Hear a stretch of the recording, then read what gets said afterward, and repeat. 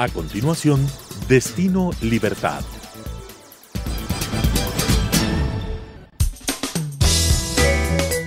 Clasificación B, bajo supervisión de un adulto.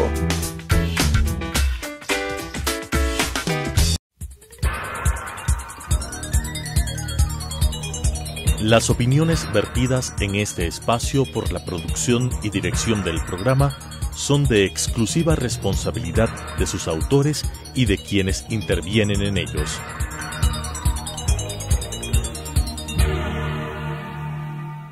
Telesucesos Canal 29 UHF presenta Crítica y Construcción junto a los protagonistas del ámbito social, cultural, político, entre otros, con propuestas interesantes sobre temas de coyuntura, con la conducción de Cristina Reyes. Destino Libertad. Buenas noches, queridos amigos. Muchísimas gracias por acompañarnos en una nueva edición de nuestro programa Destino Libertad. Como todos los lunes, ponemos sobre la mesa temas de coyuntura y de interés nacional. Siguiendo nuestra temática electoral, hemos invitado al consultor Javier Acuña para conversar sobre lo que se viene para el 2021. Javier, bienvenido a nuestro programa. Muchas gracias, Cristina.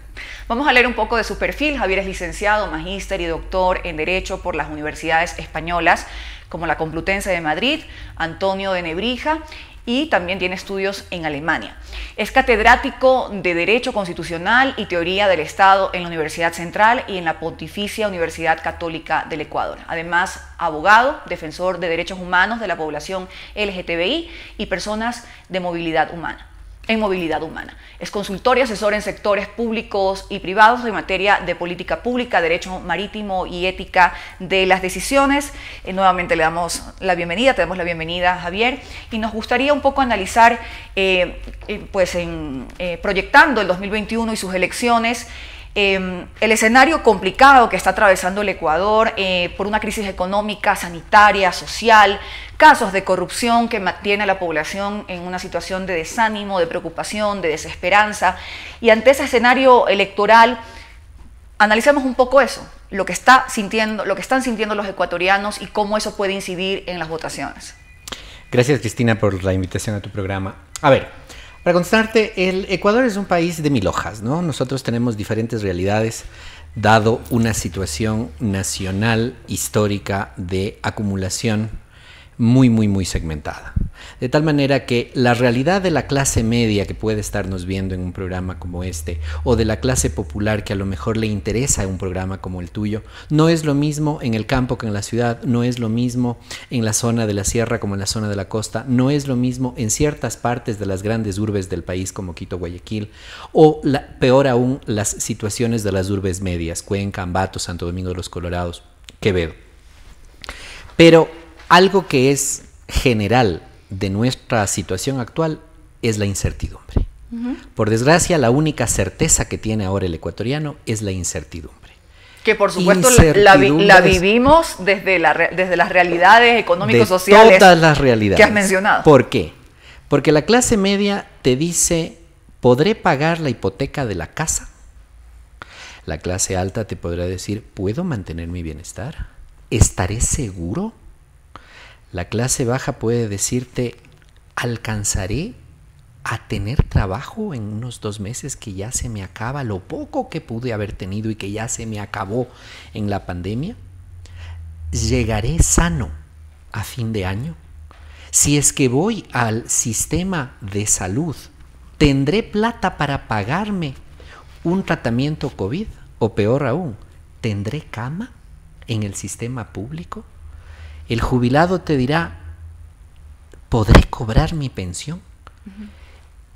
Con los casos de corrupción que hemos visto, los casos de corrupción es el peor. La corrupción es la peor impuesto que se le puede poner a los ciudadanos. Esta mañana, por ejemplo, se vio insistentes recomendaciones a la calma por parte de los estamentos policiales a las bases de la Policía Nacional que son en servicio pasivo, es decir, jubilados. ¿Por qué? Porque se ve que los fondos previsionales, algo han hecho con los fondos previsionales, que esa provisión que yo tenía para mi vejez parece ser que ya no está. Entonces, esa incertidumbre va a jugar un valor fundamental en estas lides electorales. Y en ese análisis que haces, que bueno, es segmentado y las temáticas y las problemáticas son diversas, en el escenario electoral me gustaría, hay 3 candidaturas que están despuntando, la de Guillermo Lasso, la de señor Arauz de Revolución Ciudadana y Yacu Pérez por el movimiento indígena. Quiero un poco tu visión en estas elecciones. Nada está dicho, creo yo, porque la incertidumbre también aborda el tema electoral. ¿Qué tanto estos candidatos, según un primer análisis, están logrando interpretar, analizar, conectar, generar soluciones a estos problemas que, como dices, son segmentados y son diversos y complejos? Yo creo que el candidato del centro derecha, con una excelente maniobra política de juntar a la derecha ecuatoriana organizada, ¿no? Tanto el Partido Creo como el Partido Social Cristiano, que es un partido vertebrador de la democracia ecuatoriana. Fue una gran jugada que esperemos que dé los resultados adecuados para juntar cierto tipo de sensibilidades dentro de un candidato discutido y discutible para el resto de la segmentación nacional.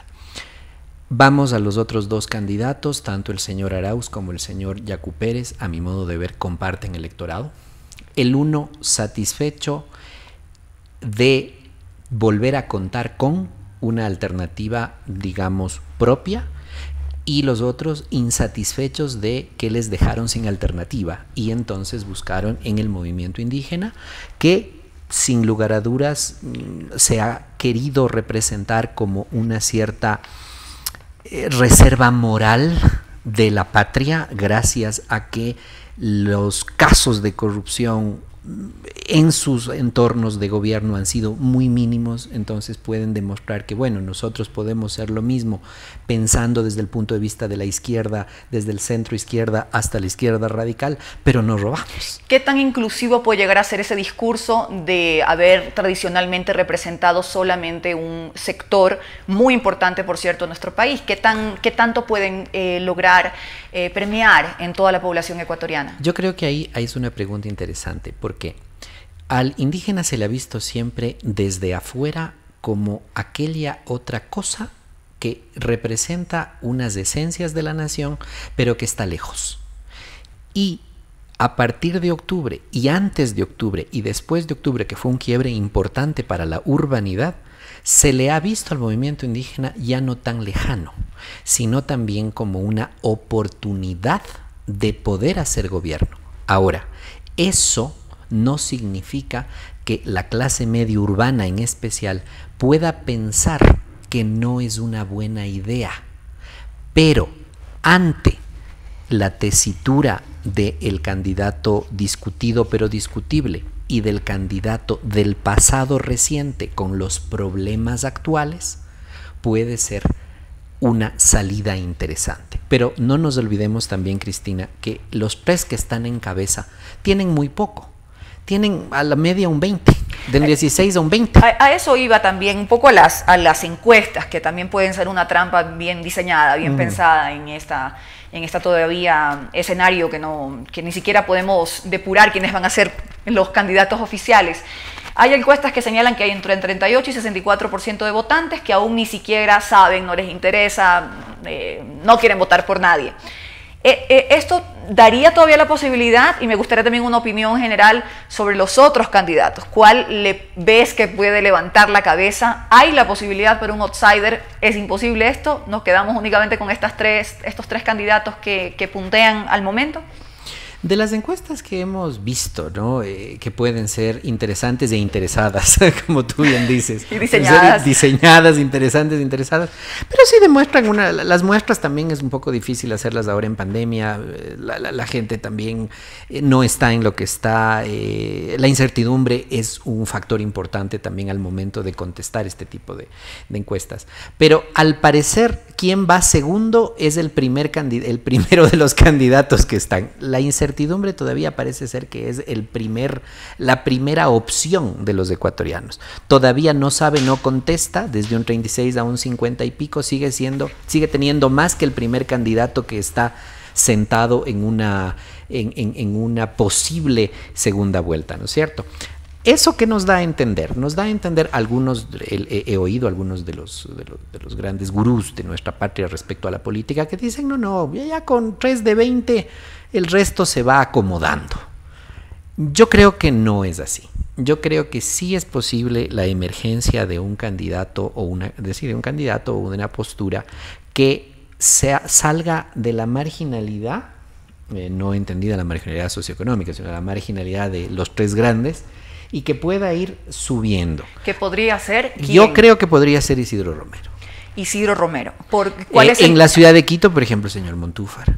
El señor Montúfar en Quito. A nivel nacional yo creo el señor Gustavo Romero. Larrea, que tantas... Yo creo que el Gustavo Larrea tiene un problema de pasados inconclusos que le pasan factura. Es decir, ¿y apoyos recientes? Ha hecho una muy buena campaña territorial en las elecciones seccionales pasadas, que logró consolidar, podemos decir así, ciudades nuevas, urbanidades nuevas, Santo Domingo, urbanidades nuevas, Los Ríos, en las cuales existe un número importante de votantes, existe un número joven de votantes que votó, pero yo creo que las clases medias urbanas no confían en el señor Larrea.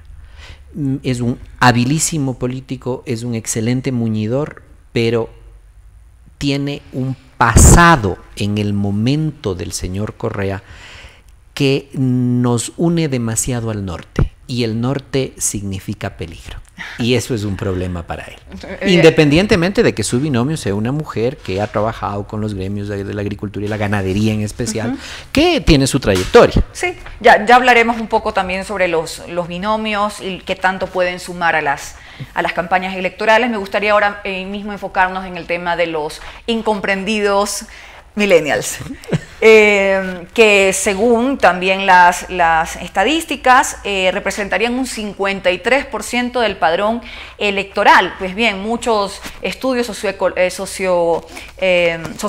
de este grupo etario los han tildado, los han calificado, los han determinado, en fin.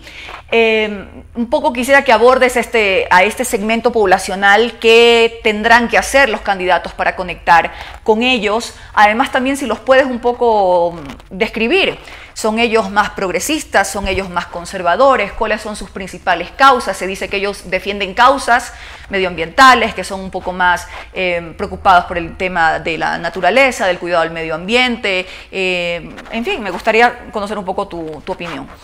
Verás, como catedrático de Derecho en una universidad pública y en una universidad privada, padezco a los millennials todos los días.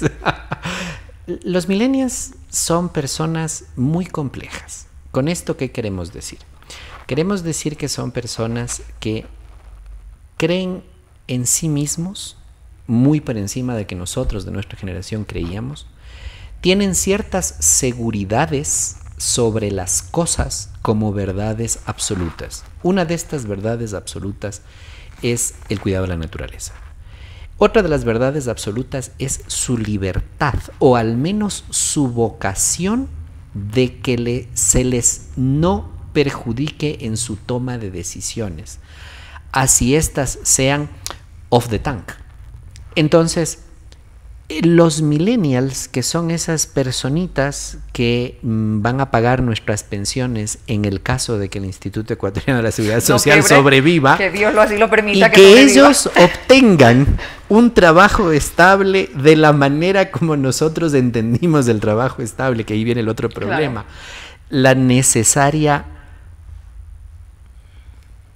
acomodamiento, podemos llamarlo así, de estas personas libérrimas, erráticas y muy nobles, que entienden el mercado de trabajo completamente diferente a lo que comprendemos nosotros.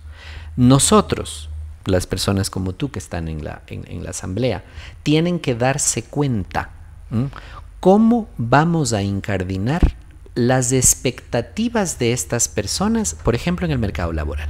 Y eso yo creo que es algo que debe ubicarles a ellos en su conjunto, Porque el millennial de clase alta, clase media, media media, media baja, media alta, media tal, baja, media baja, no sé cómo, tiene esa forma de entender la libertad. Ellos están terriblemente intercomunicados a través de aficiones comunes y las terminales de telemáticas. Nosotros tenemos en el Ecuador, parece ser, 38 millones de terminales celulares, es decir, casi 2 por persona.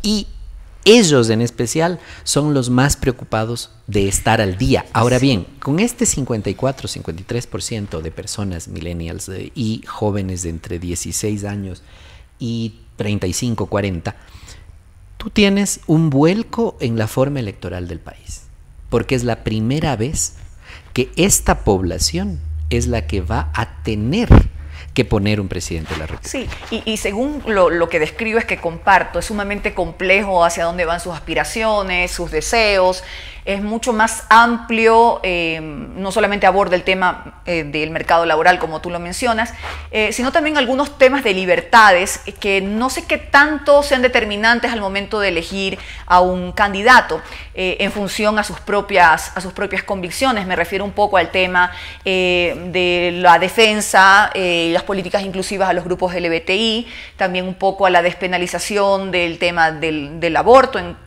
temas como la violación, que fue impedido de reformar en la Asamblea Nacional, ahora el uso, por ejemplo, de la marihuana con fines medicinales, no recreativos, en fin, estos temas que les podría un poco segmentar en más progresistas o conservadores, ¿qué tan determinantes son a la hora de votar o no lo son? No son tan determinantes. Yo creo que ellos ya asumieron hace mucho tiempo que la normalidad es lo que nosotros entendemos como progresismo.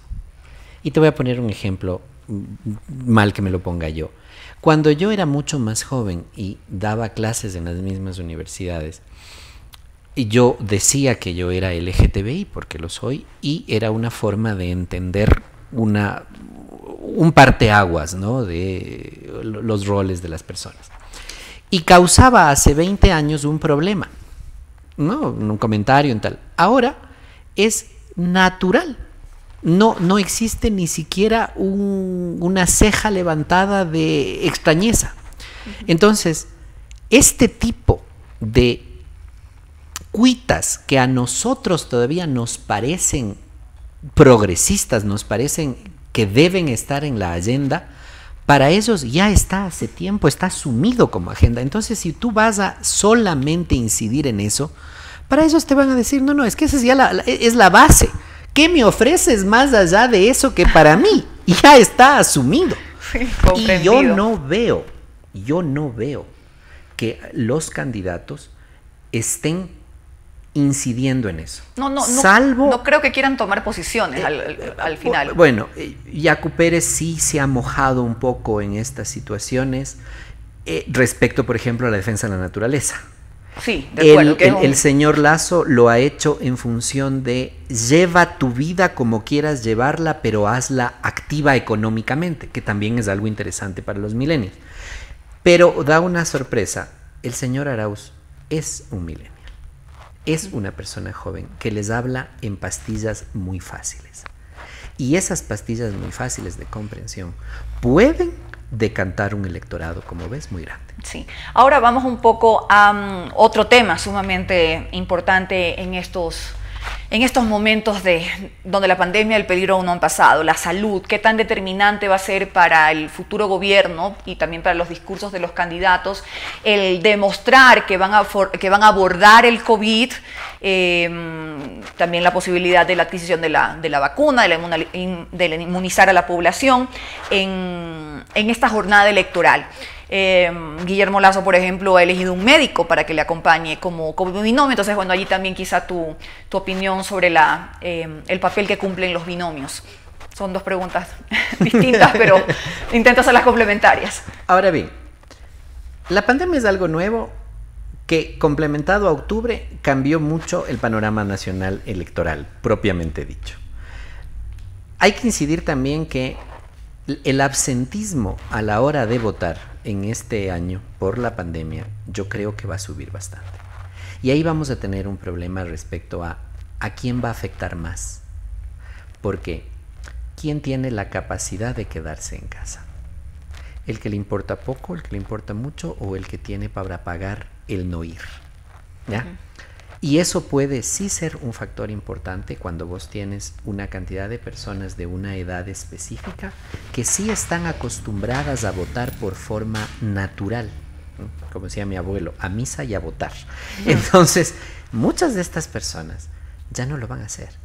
El CNE tiene capacidad de dar un salto tecnológico para poder hacer el ejercicio del voto mucho más asequible a los ciudadanos.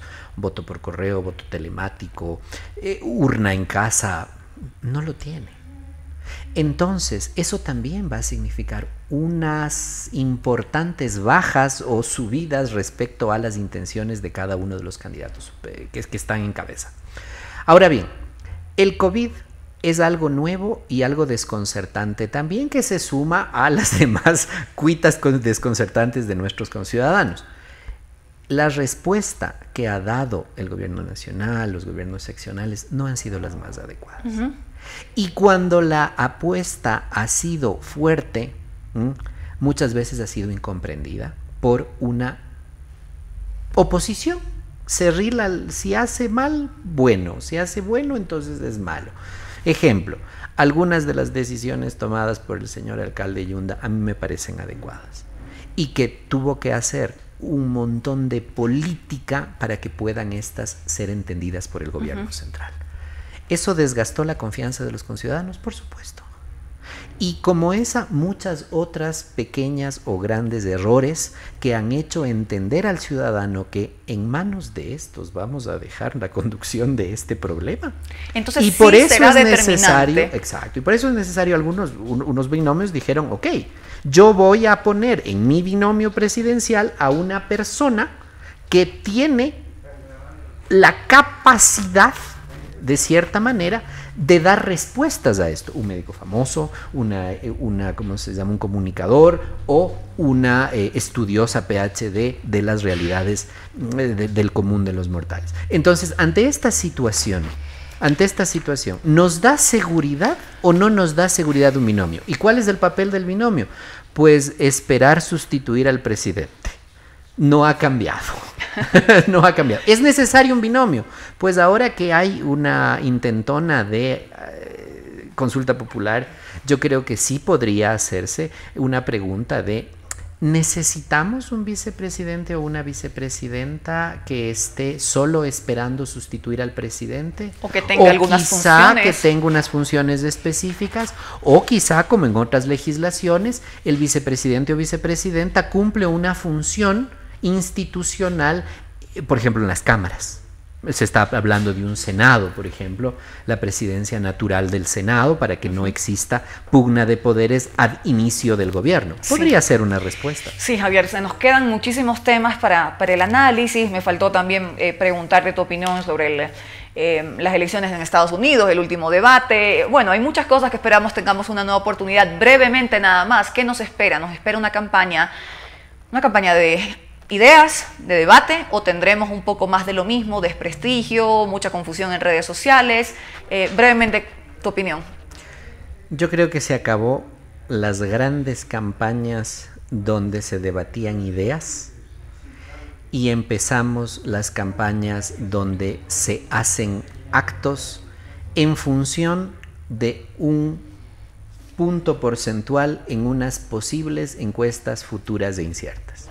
Es una pena la depauperación de la política propiamente dicha, que es el debate con altura de ideas específicas de cómo es que yo, como candidato presidencial, quiero que sea mi país, quiero que sea el futuro que quiero proponer a los ciudadanos y que yo lidere ese futuro. Por desgracia, eso ya se acabó y es una pena. Y los millennials, les digo una cuestión, los millennials sí quieren oír opiniones de ese sentido. Gracias. Nos acompañó Javier Acuña, profesor universitario y analista político, haciendo un recuento y analizando lo que serán las elecciones presidenciales en el Ecuador en el año 2021. Muchísimas gracias por acompañarnos. Saben que pueden escribirnos a las redes sociales que aparecen aquí en pantalla y sugerirnos los temas que tratemos en ediciones futuras. Ya saben, El amor y la libertad se construyen todos los días. Soy Cristina Reyes, hasta la próxima. Las opiniones vertidas en este espacio por la producción y dirección del programa son de exclusiva responsabilidad de sus autores y de quienes intervienen en ellos.